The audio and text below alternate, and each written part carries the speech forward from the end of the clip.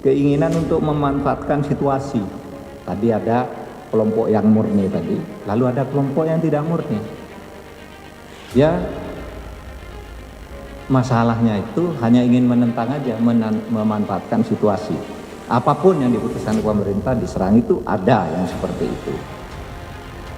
Oleh sebab itu kita harus hati-hati, karena yang seperti ini, kelompok yang tidak murni, selalu melakukan provokasi dan menyatakan setiap kebijakan pemerintah itu salah.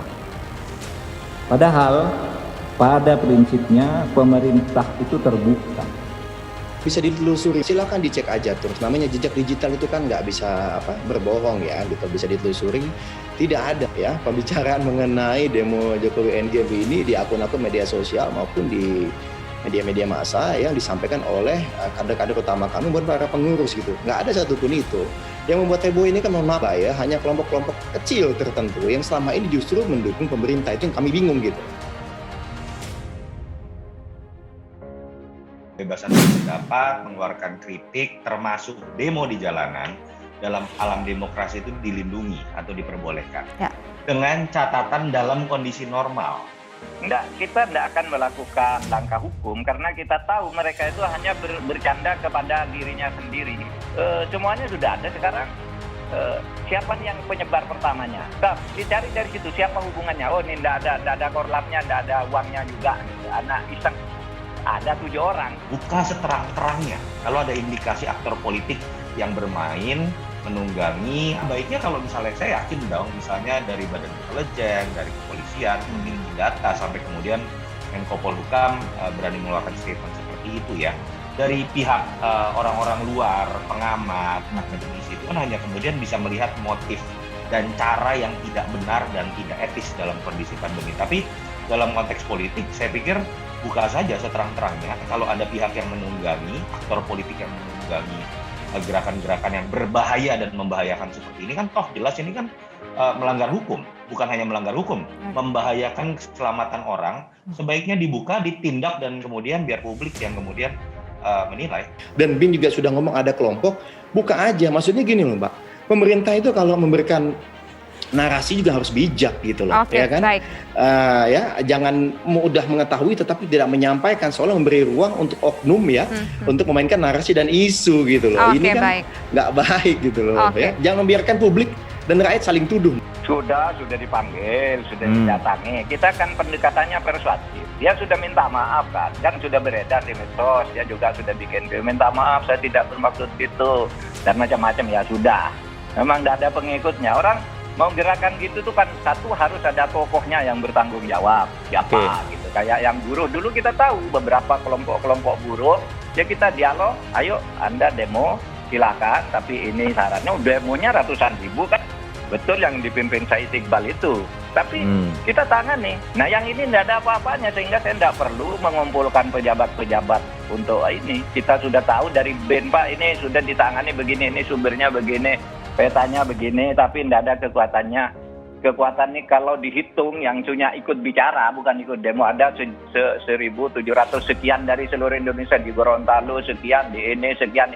Ini semuanya hanya ngomong Pak, tidak akan ada. Ya mungkin ada yang terpancing datang tapi tidak berbahaya, tidak perlu ada apa gitu. Ini kan cuma orang, ya taruhlah kalau kita anggap iseng lah kalau dari sudut keamanan ya. Kalau dari sudut. Bukan hanya Pak Mendes, Mbak. Banyak sekali itu kan bertebaran. Ada beberapa pakai di YouTube, di Twitter langsung nembak Demokrat lah ini itu ya. Dan juga ini kan kita juga rangkum semua, kita screenshot semua, lagi kita bahas juga di internal gitu loh, ya kan. Ini apakah akan ada langkah-langkah lanjutan yang akan kita lakukan. Ini kan sangat disayangkan gitu. Kenapa kok padahal Mbak, kayaknya tuh mau heboh banget ada demo.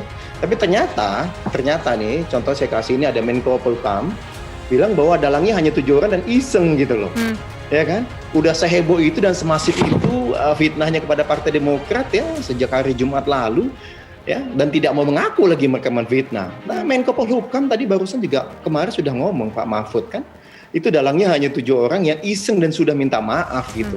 Ternyata seheboh negeri ini ya kan, dibuat heboh seakan-akan mau ada demo, tapi ternyata ada orang iseng aja. Ini kan sangat disayangkan gitu. Nah, kami juga mempertanyakan begini Mbak, kita juga baca berita ya kan, terkait dengan ini ya, ada berita nih kita baca dari BIN ya, mohon maaf nih.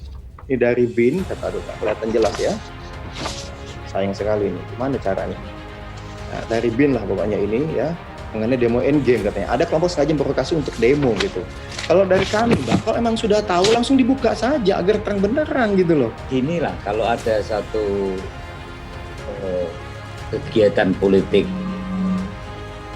demo, rencana demo ya, apalagi kan tema yang santer dipakaikan Jokowi endgame ya.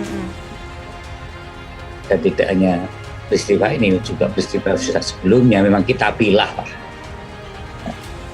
Demokrat kan pernah kuasa 10 tahun, tanya Pak SBY sana bagaimana mengkalkulasi berbagai gerakan, dan saya juga pernah 10 tahun di luar kekuasaan. Di instrumen-instrumen negara itu seperti kok demo, ya. Sesuatu yang cukup lebih tidak kelihatan daripada demo aja. Negara itu tidak punya berbagai informasi. Kira Demokrat dengan Pak SBY pernah berkuasa sebagai presiden, banyak ditanya. Saya tidak mengomentari pada peristiwa yang kemarin Jokowi endgame yang isunya memang santer, gencar ya. Oke. Dan biasa itu kayak gitu tuh mesti ada pertanyaan-pertanyaan, ini dalangnya siapa, ini aktor intelektualnya siapa, ini cukongnya siapa kan gitu kan. Ini bandarnya siapa kan gitu kan. Ini duitnya siapa kan gitu kan. Itu intrik-intrik kayak gitu selalu ada dalam elit politik. Tapi yang menghebohkan justru para pendukung pemerintah tadi. Nah, di hari H kemudian mendadak mereka juga yang bilang, wah demo berhasil dibatalkan, tidak ada yang mau ikut koalisi oposisi busuk segala apa kan. Kita lihat ini dia yang heboh sendiri di sebelum hari H dia juga yang heboh. Ya kami sih, maksud kami biarkan saja lah, itu dinamika mereka lakukan sendiri, kami nggak peduli gitu. Tapi kemudian menjadi pertanyaan besar dan kami kemudian ikut jump in di isu ini di hari Sabtu itu, ya karena kemudian pendukung-pendukung itu bahkan yang selevel wakil menteri ini yang kemudian memfitnah kami, menulis kami sebagai biang demo, kemudian berok yang kayak rusuh lah. Kapan kami rusuhnya, kapan kami mengajukan demo ya. Nah ini kan baik. Ini berbahaya loh Mbak. Ini kan namanya kan bahaya sekali nih kalau fitnah-fitnah seperti ini dibiarkan. Ya kami sedang dalami juga ya, kami sedang pelajari juga nih gitu ya, untuk tindak lebih lanjutnya seperti apa. Oke. Mas Arya? Enggak, itu gini loh, kalau mau melihat satu statementnya Wamen, saya bukan masalah setuju tidak setuju ya. Bu, dilihat ke belakangnya itu seperti apa itu loh. Itu kan sebagai akibat. Itu targetnya itu di dalam mensos, itu Jokowi tumbang. Kok dibaca itu? Kok tidak bereaksi kawan-kawan Demokrat? Mohon maaf, saya tidak setuju dengan tuduhan itu. Ini nggak ada. Ada. Ini demo nggak bisa ini. Jokowi endgame nggak konstitusional. Betul. Aryo Bimo kok lihat tuh rekaman saya di DPR. Nah, saya menyebut SBY aja tidak boleh. Saya nyebut terus Pak SBY atau saudara presiden. Itu etika kami. Gitu. Waktu Pak SBY dicaci maki soal menerima anugerah tentang waktu itu toleransi dari PBB. Seluruh SMM itu pada tidak setuju. Saya bela ini atas nama negara. Tidak boleh musik yang namanya simbol negara.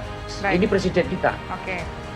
Lu gimana Demokrat? Belajar dari oposisi. Kalau ada sesuatu yang terkait dengan Jokowi tumbang, dikomentari, you kritisi, you sikap itu kebijakan yang keliru. Pertama begini Mbak ya, coba dicek kembali undang-undangnya. Presiden itu bukan lagi lambang negara Mbak. Ya, tolong dicek lagi. Jadi tidak tepat kalau kita sampaikan presiden adalah lambang negara. Tetapi yang kedua, ya presiden itu adalah sosok pemimpin kita yang harus kita hargai dan kita hormati. Itu sangat tegas dan jelas Mbak. Yang ketiga, ini kalau bicara, nah ini kan menjadi lucu juga bagi kami. Seharusnya yang sibuk dengan isu endgame ini kan, kami kan juga mempelajari gitu loh Mbak, ya kan. Apakah ini isu serius atau tidak? Ini kami lihat Jokowi endgame yang melihat akun-akun yang terasosiasi dengan pemerintah gitu loh. Ngapain ini?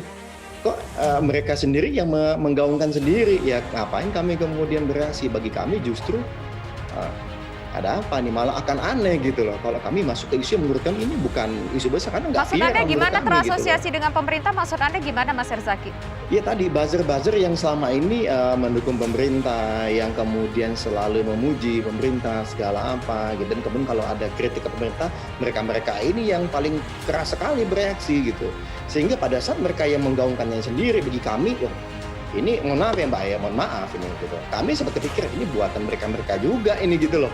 Ya jadi kami nggak terlalu ambil pusing gitu. Tetapi kalau kemudian, mohon maaf ya, kalau bisa ternyata koalisi masyarakat sipil, kemudian para mahasiswa beneran, institusi besar gitu yang kemudian terlibat di sana, posting sana sini secara masif, ya kami mungkin akan bereaksi gitu loh, bahwa ini adalah gerakan yang serius gitu loh. Ya, tapi pada saat kami lihat loh kok yang posting dan yang heboh kok dia juga nih, kita ada apa nih gitu loh, sehingga kami menurut kami ya buat apa kami kemudian masuk ke, mohon maaf ya, yang mungkin isu yang diciptakan kami kan nggak tahu gitu loh, ya kan, tapi pantauan kami seperti itu sehingga kami tidak mau terlibat dulu gitu loh, ya kan. Nah ternyata begitu kami difitnah ya baru dong kami jump in, tapi kami sepakat Mbak bahwa bagaimanapun ya presiden itu kan sosok yang harus kita hormati. Nggak pantas lah kalau misalnya mencaci maki presiden.